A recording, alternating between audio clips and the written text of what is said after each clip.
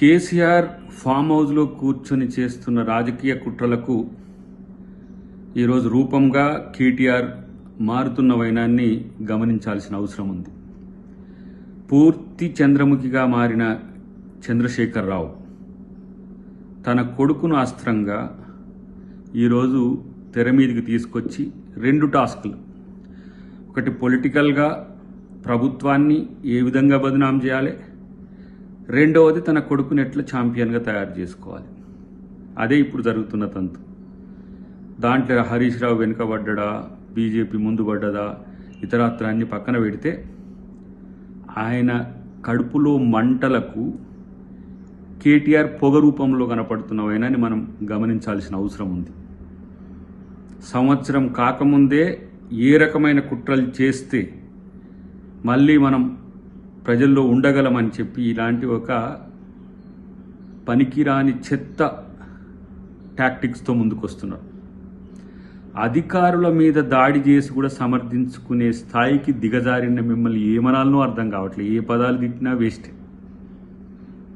ఎవడైనా ప్రభుత్వంలో ఉన్నోడు రాజ్యాంగబద్ధంగా ఈరోజు వచ్చిన ఆఫీసర్ మీద దాడి జరిగి దాన్ని ముందు ఖండించాలి. ఖండించకుండా ఎస్ మేమే చేయించడం అన్న వాళ్ళను మిమ్మల్ని ఏం చేయాలి, డ్రగ్స్ తీసుకుంటారు ఏంటి, ఇంటిపాటిలో డ్రగ్స్ తీసుకుంటే ఏంటి అన్నట్టుగా మాట్లాడతారు. అధికారుల మీద దాడులు చేస్తారు, ఎస్ దాడులు చేస్తామని అంటారు. పైగా 3rd డిగ్రీని తెర మీదకి తెచ్చిండ్రు. సిగ్గుందా మీకేమైనా? నేరెళ్లలో దళితులు, ఇతర బీసీ కులాలకు సంబంధించిన నాయకులు మీ ఇసుక దందాకు అడ్డం వస్తే జీవితంలో కాపురానికి పనికి రాకుండా చేసిన చరిత్ర మీది. ఇదే కేటీఆర్ది, ఆయన తండ్రిది. మీరు 3rd డిగ్రీ గురించి మాట్లాడతారు.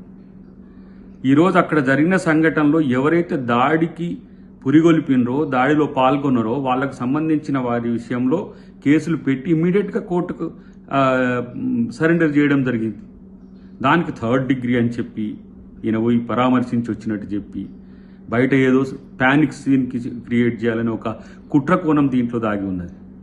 ఇది మీ తాలూకా గతంలో ఏ విధంగా ప్రజల్ని రెచ్చగొట్టి మీరు లబ్ధి పొందినరో, ఏ విధంగా ప్రజలు చనిపోయిన వాటి మీద, శవాల మీద రాజకీయాలు చేసుకొని అలా రాజకీయ జీవితం అనుభవించినరో, మళ్ళీ ఇప్పుడు అట్లా తీసుకురావాలన్న కుట్ర ఏమైనా చేస్తున్నారా? ఇది తెలంగాణ ప్రజలు క్షమిస్తారా? కేసీఆర్ ఇంట్లో వండుకుంటే ఏదో కామ్గా ఇంట్లోనే పండుకుంటాడని ఎవడు అనుకోడు. ఇంట్లో వండుకొని కొడుకును, అప్పుడప్పుడు మళ్ళీ అల్లుని కాదంటే కాదని అల్లుని, ఇలాంటి కుట్రలు చేస్తున్న పరిస్థితి గమనించాలి. మీకు తెలంగాణ ప్రజల మీద ఏదో కన్సర్న్ ఉన్నట్టు, మీరు తెలంగాణ ఉద్యమానికి మీరే జీవనాడి అన్నట్టు, తెలంగాణ అనేది కేవలం మీకు సంబంధించిన అంశమే అన్నట్టుగా చేస్తున్న ప్రయత్నాలు ప్రజలు తిప్పికొట్టిండ్రు. ఎందుకంటే మీరు తెలంగాణను దోచుకున్నది జీవితంలో ఎవరు మర్చిపోరు.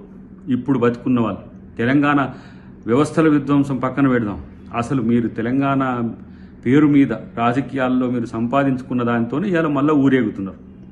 అదే కొంతమంది ఎవరో మిత్రులను పెట్టుకొని మీడియాలో, అదే కొంతమంది ఏదో సోషల్ మీడియా మిత్రులను పెట్టుకొని ఊరేగుతున్నారు తప్పితే మీ వైపు ప్రజలే లేరు. ప్రజలు లేకుంటేనే మీ నాయకులను రౌడీలుగా మారుస్తున్నారు మీరు.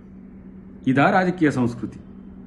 ఇలా ఈ ప్రభుత్వం చేసిన ప్రతి పని మీద విమర్శ పక్కన పెడదాం, మీకు అధికారుల మీద దాడులు చేసే స్థాయికి వచ్చి దాన్ని సమర్థించుకొని ఎస్ మేము దాడి చేసినామనే స్థితికి వస్తే మరి భాజపా ప్రభుత్వం ఏం చేస్తుంది? క్యాట్కి సంబంధించిన అంశంలో ఐఏఎస్, ఐపీఎస్ అధికారుల మీద రక్షణకు లేనప్పుడు ఇలాంటి వాళ్ళ పట్ల మీ ఉదాసీనత ఏంటి?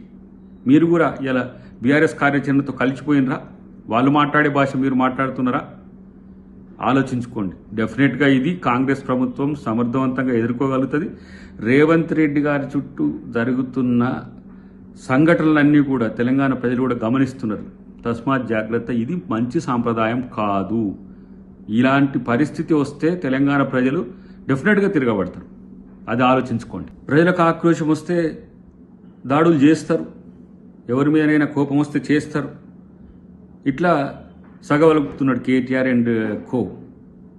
ఎస్, రేపు కాంగ్రెస్ కార్యకర్తలకు కూడా కోపం వస్తుంది. మీ మీద అట్నే తిరగబడి దాడులు చేయమని చెప్పాలన్నా మేము? ఇది ఈ రాజకీయాల్ని పెంచి మీరు ఏం చేయాలనుకుంటున్నారు? దాడుల సంస్కృతిని పెంచడం ద్వారా, లా అండ్ ఆర్డర్ ఇష్యూని తేవడం ద్వారా మీకేంది కార్యకర్తలు చచ్చిపోయినా ఉద్యమకారులు చచ్చిపోయినా ఎవరు చచ్చిపోయినా మీకేం సంబంధం లేదు. ఎందుకంటే మీకు కావాల్సింది మీ అధికారం, మీ హోదా, మీ రాజకీయ అస్తిత్వం. ఇలాంటి 1 year తర్వాతనే ఇలాంటి కుట్రలకు తెరలేపుతున్నారంటే ఎవరి అండ చూసుకొని ప్రయత్నం చేస్తున్నారు నాకు అనిపిస్తున్నది. కేటీఆర్ నీ యొక్క ఆలోచనలు తెలుసు. ఎందుకంటే ఊరికి నేను అరెస్ట్ చేసేస్తే నువ్వేదో హీరో కావాలని పోనీ అరెస్ట్ చేసే రోజు according to rule of law జరుగుతుంది. కానీ లేని కారణాలను ముందుకు తీసుకొచ్చి నన్ను అరెస్ట్ చేయండి అనేది ఎట్లా ఉందంటే డిక్కీ బలిసిన కోడి వచ్చి చికెన్ షాప్ ముందు తొడగొట్టినట్టు ఉన్నది. అసలు నీవు ఎంతనో ఈ ప్రభుత్వంలో నీ అవినీతి ఎంతనో, లేకపోతే మీ అయ్య అవినీతి ఎంతనో, లేకపోతే నీ ప్రభుత్వంలో ఉన్న మంత్రుల అవినీతి ఎంతనో తేలేదానికన్నా నాగరాదురా బాబు. ఒకటే తెగరెచ్చిపోతున్న పరిస్థితి ఉన్నది. కాబట్టి కాంగ్రెస్ ప్రభుత్వం మీద విషం జిమ్మే మీ పట్ల కాంగ్రెస్ కార్యకర్తలు కూడా ఆలోచిస్తున్న వైనాన్ని గమనించండి.